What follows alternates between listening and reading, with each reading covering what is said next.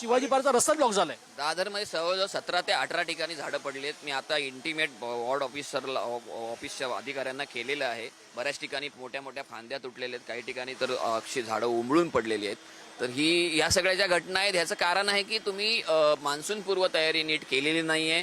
तुम्हाला अनेक वेळा सांगून झाडांचा लोड कमी करा, त्याचं ट्रिमिंग करा हे सांगून देखील केलेलं नाहीये.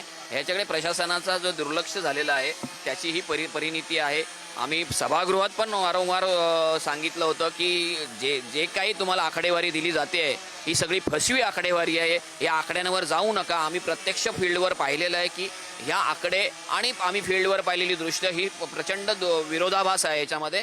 तर ह्याच्यावर काम करणं गरजेचं आहे. तुम्ही तसे प्रशासनाला आदेश द्या, पण प्रशासनाच्या आकड्यावर तुम्ही विसंबून जर विरोधकांना ग्रँटेड पकडणार असाल तर त्याची परिणिती हीच होणार की ठिकठिकाणी झाडं पडणार, उखडून पडणार किंवा तुमचे नाले आणि रस्ते भरणार. आणि तोच प्रकार झालेला आहे. आम्ही जे बोललो होतो तेच झालेलं आहे. तर मला वाटतं की एक प्रश्न उद्भवतो की मग पाहणी कशा हिशोबाने झाली, जी 2-3 महिन्याचा हिशोबा झाला. जर हे झाड एवढं जुनं असून जर खालून उकडत असेल एवढी जुनं झाडं तर प्रश्न निर्माण होता ना. एक्झॅक्टली मला तुम्हाला तेच सांगायचं. या झाडाचा तुम्ही बघा ना, बुंदा बघा. हा जो बुंदा आहे या बुंद्याच्या भोवती तुम्ही चारी बाजूनी त्याला सगळं झाकून फ्लेवर ब्लॉक लावून झाकून टाकले. 1 मीटर बाय 1 मीटर जो त्याला श्वास पाहिजे, मुळांना श्वास मिळायला पाहिजे, ऑक्सिजन मिळायला पाहिजे, त्यांना मातीचं सगळं ते मिनरल्स मिळायला पाहिजेत, पाण्याचे मिनरल्स हे मिळत आहेत का? त्यामुळे ती मुळं कमकुवत होत आहेत.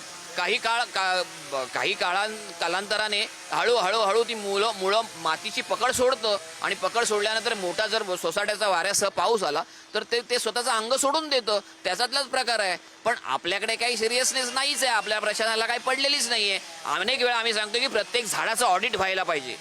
जी मुंबईतली झाडं आहेत, मग ती प्रायव्हेट प्रिमायसिस मधली असोत किंवा महानगरपालिका क्षेत्रातली असो, प्रत्येक झाडाचं ऑडिट होणं गरजेचं आहे. आणि त्या ऑडिटच्या माध्यमातून तुम्हाला कळू शकतं की हे झाड किती वर्षापूर्वीचं आहे, त्याची हिस्ट्री काय आहे, त्याचा स्कॅन आज चांगली यंत्रणा, अद्ययावत यंत्रणा आहे. आज जगामध्ये अद्ययावत यंत्रणा आहे की तुम्ही झाडांच्या मुळापासून सगळं स्कॅन करू शकता. ह्या सगळ्या गोष्टी करायला पाहिजेत ना.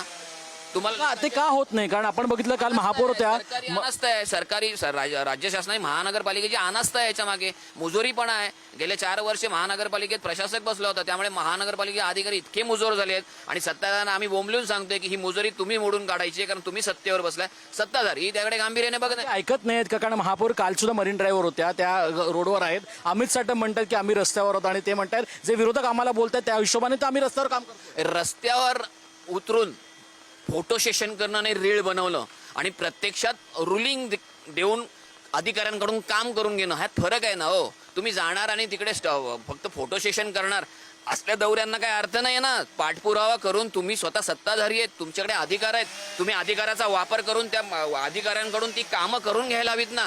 नुसतं पाहणी करून काय होणार आहे? आणि ती कसली पाहणी करतात तुम्ही? पाहणी जेव्हा असते या लोकांची तेव्हा त्यांना अगोदर माहिती असतं की उद्या यांची पाहणी आहे.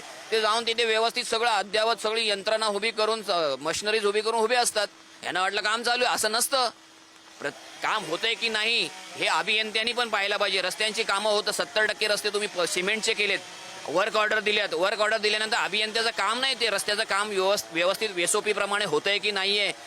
झाडांच्या मुळाच्या भोवती 1 मीटर बाय 1 मीटर सगळीकडे तुम्ही एक्सिवेशन पण करू शकत नाही, खोदकाम पण करू शकत नाही. असे SOPs आहेत.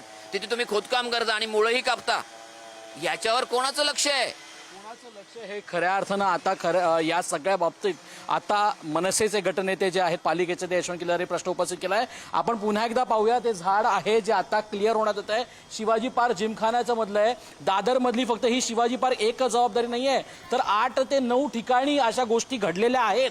आणि ते चित्र आपल्याला पाहायला मिळतं. संपूर्ण झाड जे आहे ते पडलेलं होतं गाडीवर आणि वॅगनार जी गाडी आहे त्याचं नुकसान जे आहे ते आपण आता बघू शकतो. संपूर्ण गाडी जे आहे ते मोठं नुकसान या प्रमाणात इकडे झालेलं आहे आणि हेच पाहायला मिळतंय. खऱ्या अर्थानं पाहू शकतो तर या सगळ्या बाबतीत आत्ताच्या घटकेला झाडं मुळापासून पडतायत. फक्त एका ठिकाणी नाही तर सायन, दादर, परळ या सगळ्या ठिकाणी झाडं पडतात. आणि त्याचं कारण तरी कोण आहे, कारणीभूत तरी कोण आहे, ह्याचा विचार आता पालिकेला करायला हवा. हेच चित्र आता समोर येताना दिसतंय. विकास सोबत श्रेयस, पुढार न्यूज, मुंबई.